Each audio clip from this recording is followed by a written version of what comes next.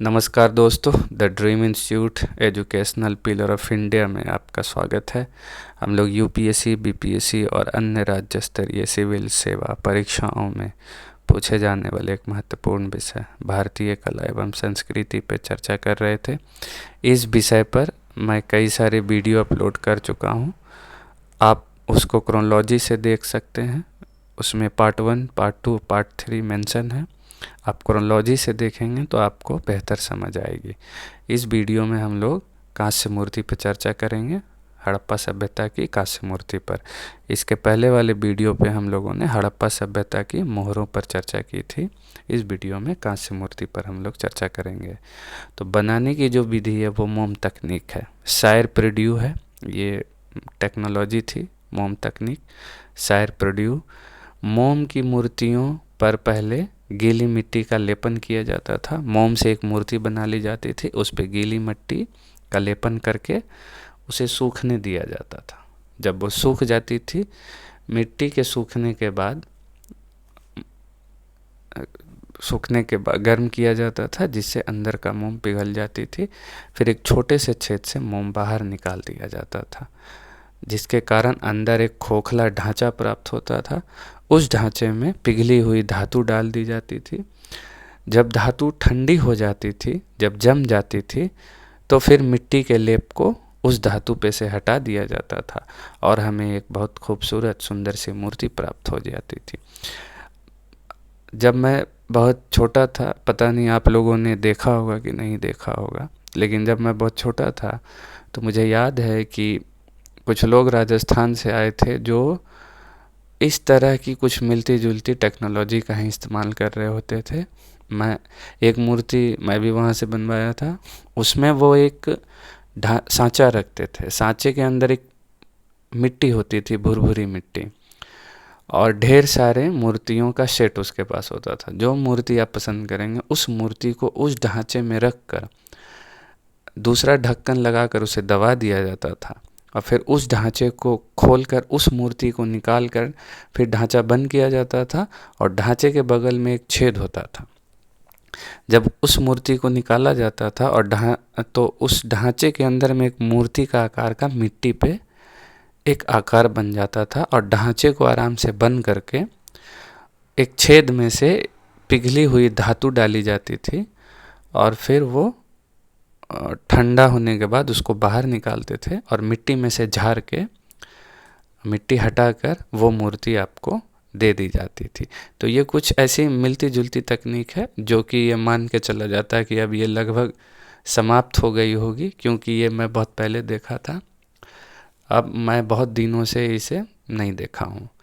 तो ये एक तरीका है जो शायद अभी के दौर में कुछ बदलाव के साथ वो आया होगा और कहीं होगा, किसी ने देखा होगा।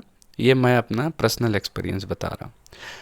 इसके उदाहरण जो हैं वो नर्तकी की कांस्य मूर्ति है जो मोहनजोदड़ो से प्राप्त हुई, आप लोग सब जानते हैं। विश्व की सबसे पुरानी कांस्य मूर्ति है। अच्छा, यहाँ एक गौर करने वाली बात है कि इस मूर्ति को बनाने में कांसे का इस्तेमाल किया गया। कांसा कोई नेचुरल मेटल तो है नहीं, इसे मिलाकर बनाया गया है।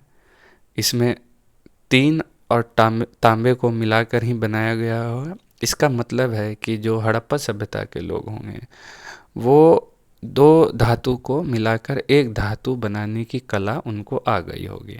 इसका मतलब है कि वो रसायन शास्त्र में कुछ जानकारियाँ रखते होंगे या बहुत जानकारियाँ रखते होंगे। ये तो एक प्रिडिक्शन वाली बात है, पर कांसे को देखकर इतना कहा जा सकता है कि वो टीन और तांबे को मिलाना जान गए होंगे, वो भी परफेक्ट रेशियो में।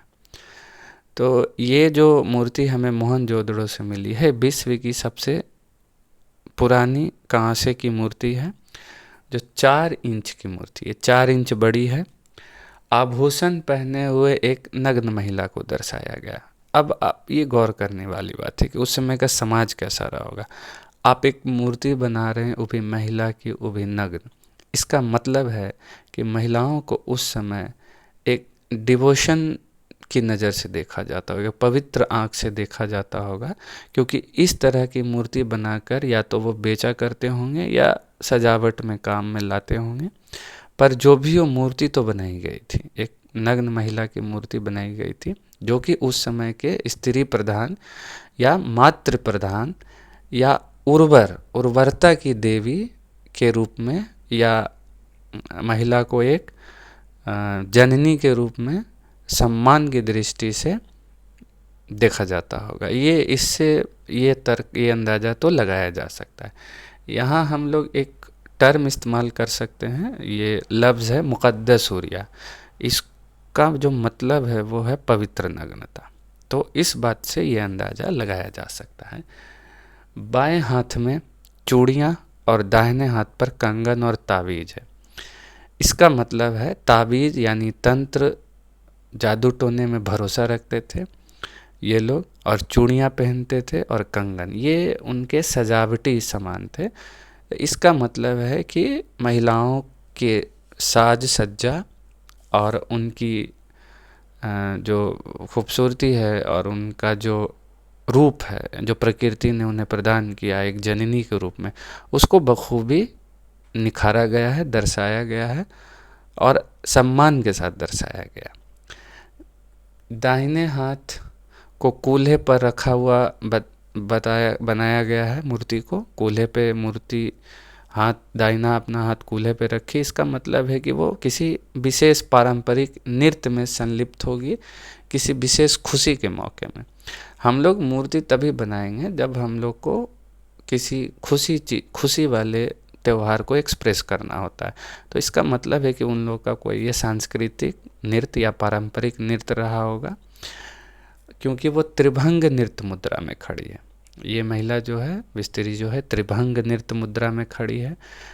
तो ये सारे जो हम सारे पॉइंट्स को देख रहे हैं, इससे एक ही चीज़ उभर के सामने आ रही है कि यहाँ से एक पवित्रता झलक रही है, एक डिवोशन झलक रहा है, क्योंकि एक महिला भी है, वो आभूषण भी पहनी है, नग्न भी है और नृत्य भी कर रही है, और उसकी मूर्ति बनाकर सोसाइटी में या तो बेचा गया होगा या तो सजावट के लिए इस्तेमाल किया होगा, लेकिन सोसाइटी ने, समाज ने उसको एक्सेप्ट किया है।